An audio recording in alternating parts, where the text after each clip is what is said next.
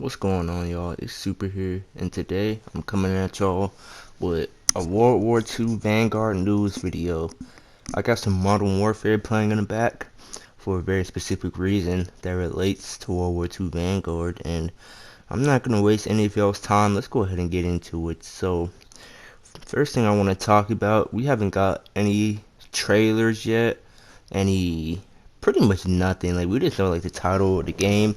I don't even know if Activision said the title of the game or if it just got leaked and then just somehow confirmed, but we haven't got anything, and that's really concerning to me because it's literally August and we haven't got a single thing. Now I know the reason this is the case is because Activision has had not only have they been dealing with a lot of trauma in their own, workplace or whatever, but with coronavirus also.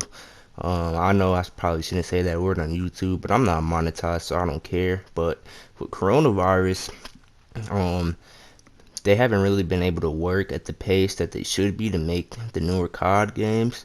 Usually they start working on COD games like more than a year um, after the release of the current title, but I don't know if that was the case with this COD, especially with the pandemic, because Black Ops Cold War already seemed like a pretty rushed game, and what's it called?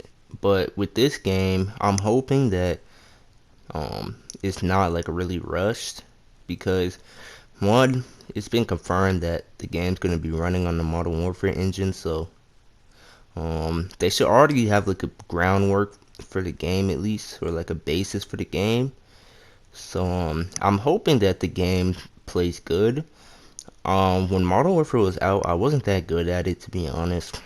This gameplay you're saying is pretty recent, so I've been trying to learn the game for this specific reason. Because if it's gonna be on the same engine as Modern Warfare, I wanna, you know, go into the game being pretty decent, knowing what to expect and whatnot. But what that means, there's gonna be tag sprint back. Um, there's also gonna be slide canceling. There's slide canceling Cold War too, but the Cold War slide cancel is a little bit different than the Modern Warfare one. Um, in my opinion, I don't know which one is more OP. I feel like they're both pretty fucking OP. But so that's a good thing for me because it adds some level of skill to the game. And that's the other thing I wanted to get into. Black Ops Cold War, it's a pretty good game, but I just feel like there's no really skill involved. I mean, there's obviously skill involved, but it's pretty easy. And the reason why it allows noobs to be somewhat decent. I mean, I still run into people who don't even know how to press their shoot button on my like reverse boosted accounts, but it's really easy to just sit and hold a pre-aim on Cold War. Basically no recoil on the best guns like the 74U, the Krieg, all the LMGs have no recoil. So I'm hoping that it's like Modern Warfare. There's not too much recoil in Modern Warfare. It's just that the sights are kind of more bouncy in Modern Warfare. It's a little bit more realistic, but it's not like anything too insanely like no recoil like fucking like Black Ops Cold War.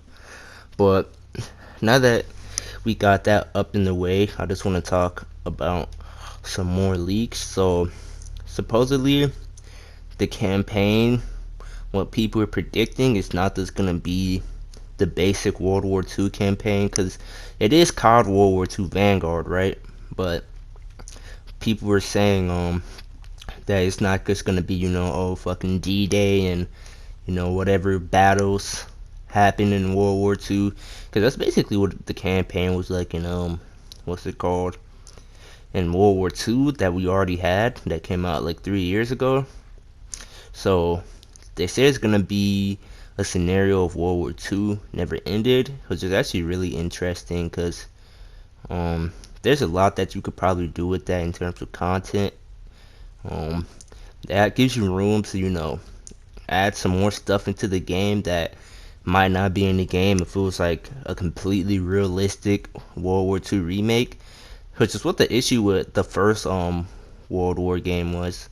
when it first came out. They tried to make it real, super realistic for a game like COD. It's really not boring, and that's in terms of the gameplay and the cosmetics and things like that. They tried to make it World War II style, but it's a video game, especially one like Call of Duty. That's really not realistic at all. So that's the first thing that I've heard. Hopefully that means we'll get some new maps. It'll be real interesting if we get like some new guns, new weapons. If they can justify it with the story, like I said, the story being World War II didn't end after 4 years. So that's the first thing I wanted to talk about. And then the second thing I want to talk about is the multiplayer itself. We haven't really got much, like I said, about the multiplayer, besides we just know it's going to be on Modern Warfare. But it looks like we're going to be getting a lot of remastered maps once again, just like in Black Ops Cold War. And I really don't blame them. I don't know what happened to the map design team on COD. If like the good people who used to make maps just left, but I feel like maps really haven't been amazing since BO3, or really since Advanced Warfare. BO3, the maps were decent. It had some pretty fun maps. BO4 had some decent maps too, but I think I haven't enjoyed the map set as much since Advanced Warfare. Honestly, Advanced Warfare, it could have just been that game though. Just with jetpacks, I feel like the maps don't matter as much. But supposedly we've gotten some London docks that's coming back. So far as what we heard. So hopefully they decide to bring back some other good maps, like the house map on World War II. I would love to see that back. Don't know what it's called, but it just has like a big ass mouse in the middle, and it's like a snow map. That would be pretty cool to see back. Next thing I want to talk about is the Warzone. So when Warzone comes out, it looks like there's gonna be a huge revamp to the Warzone map. Even though Warzone is not World War II, obviously it's integrated. The CODs are integrated into Warzone. So we've got some leaks from coding. There's gonna be new areas, resort, capital, sub pen, farms, and radio station. That sounds the same. Airfield. Actually, radio station does exist, but I'm looking at village, airstrip, docks, arsenal. So that sounded like it's gonna be a complete revamp of the map, cause like airfield is probably gonna be like olden style World War II airfield type thing. That's another thing I'm actually looking forward to at World War II Vanguard on the Warzone side, is what vehicles they will bring. Like there's helicopter in Warzone. I don't know. I don't think we had helicopters back in World War II. I'm pretty sure, but we did have planes. So that's gonna be interesting to see what the aerial vehicles will look like. I'm pretty sure the land vehicles will be just like SUV and Jeep, but just in 1940 or 50 or whatever. So that's really interesting to know. Another thing on the multiplayer side is that they're saying that War is going to be coming back, because I'm very glad to see War was a really fun game mode on World War II, the one that already got released. They had really good maps, really good objectives, really fun gameplay. So I hope that does indeed make a return.